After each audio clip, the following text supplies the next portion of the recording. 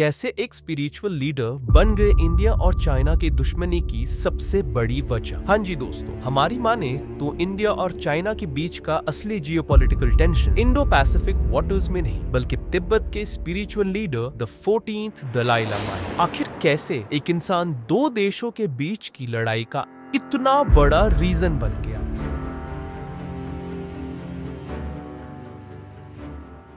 तो दोस्तों, इसके लिए हमें चलना होगा 1950 में, जब चाइना ने अपनी सेना के दम पे तिब्बत पर कब्जा कर लिया था, जिससे दोनों में 17 पॉइंट अग्रीमेंट नाम की एक ट्रीटी साइन हुई। अब इस ट्रीटी के अंदर चाइना ने तिब्बत को पूरी आजादी देने का वादा कर दिया, मगर तिब्बत को हमेशा के लिए एक चाइनीज टेरिटरी बना लिया। तिब्बत के लोगों को भी लगा होगा कि हाँ चलो आजादी तो यहाँ भी मिलेगी ही, मगर वो कहते हैं ना कि चाइनीज आइटम्स पे कभी भरोसा नहीं करना चाहिए। तो कुछ ऐसा ही हुआ तिब्बत के लोगों के साथ। आजादी का वादा करने के बाद भी तिब्बत में चाइनीज कंट्रोल बढ़ता गया, जिससे वहां काफी ज्यादा टेंशन्स होने लगी। टेंशन्स इतनी ज्यादा बढ़ गई थी कि 1959 में चाइना की सेना ने तिब्बत के कैपिटल लहासा को चारों तरफ से घेर लिया और चाइनीज जनरल ज़ैंग शिनवाओ ने दलाई लामा को एक दान सेरेमनी अटेंड करने का इनविटेशन भेज दिया।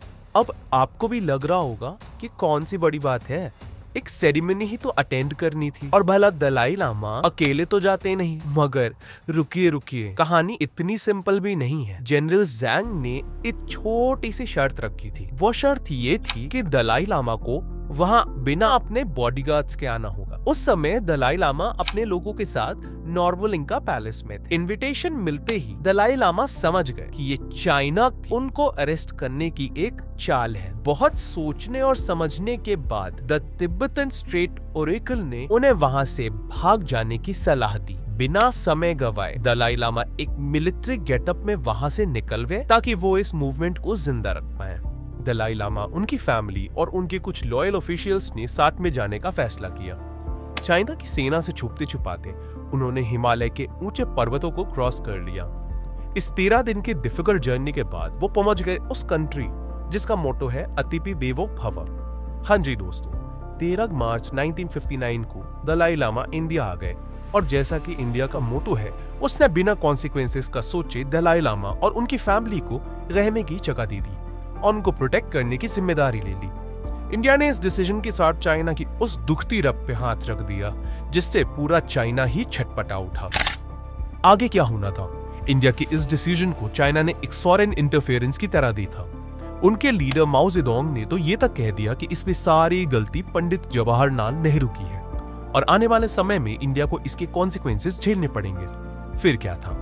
1962 की वॉर में चाइना ने अपनी क्रूरता को जस्टिफाई करने के लिए ये तक कह दिया कि इंडिया ने दलाई लामा को शरण दे करके चाइना को उकसाया था, जिसकी वजह से ये वॉर हो रही है। यानी कि वॉर का सारा ब्लेम चाइना ने इंडिया पे डाल दिया। उस दिन से आज तक दलाई लामा के मुद्दे पे चाइना और इंडिया ने अपना अलग अलग नजरिया मेंटेन करके रखा है।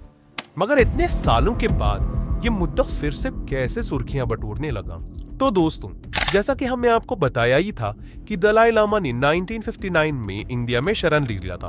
आज उनकी एज 90 साल हो गई है और बुद्धिस्ट ट्रेडिशन में तुर्को सिस्टम के अकॉर्डिंग पूर्व लामा ही अपना उत्तराधिकारी चूज कर सकता है। इसमें चुने गए लोगों को काफी प्रोसेस पार करने पड़ते हैं, जिसके बाद ही उनमें से एक नया स्पिरिचुअल लीडर चुना जाता है। अब इस मुद्दे पर भी इंडिया और चाइना दोनों के अलग ही विचार हैं। जहां एक तरफ इंडिया, जो कि स्पिरिचुअल लीडर 14 दलाई लामा को ही 15th दलाई लामा चूज करने का अधिकार को सही मानता है, वहीं दूसरी तरफ चाइना मानता है कि नए स्पिरिचुअल लीडर को चूज करने का अधिकार सिर्फ और सिर्फ उसको है। चाइना का कहना है कि जितने भी लिविंग लामाज हैं उन्हें गोल्डन आर्म प्रोसेस से पार करके चाइनीज गवर्नमेंट का अप्रूवल लेना जरूरी है। इस चीज को हम ऐसे भी देख सकते हैं कि चाइना नहीं चाहता कि 15 दलाई लामा किसी ऐसे को बनाया जाए जो तिब्बत के फ्रीडम मूवमेंट को आगे ले जाए, बल्कि किसी ऐसे को बनाया जाए जो चाइना की मात्र एक कठपुतली बन के रह जाए। तो दोस्तों, आज की वीडियो में इतना ही। मिलते हैं नेक्स्ट वीडियो में ऐसे ही अमेजिंग स्टोरीज के साथ। लेकिन उससे पहले अगर आपको ये वीडियो अच्छी लगी हो तो इसे लाइक करें और इस चैनल को सब्सक्राइब कर लीजिए ताकि हमें इससे मोटिवेशन मिल सके।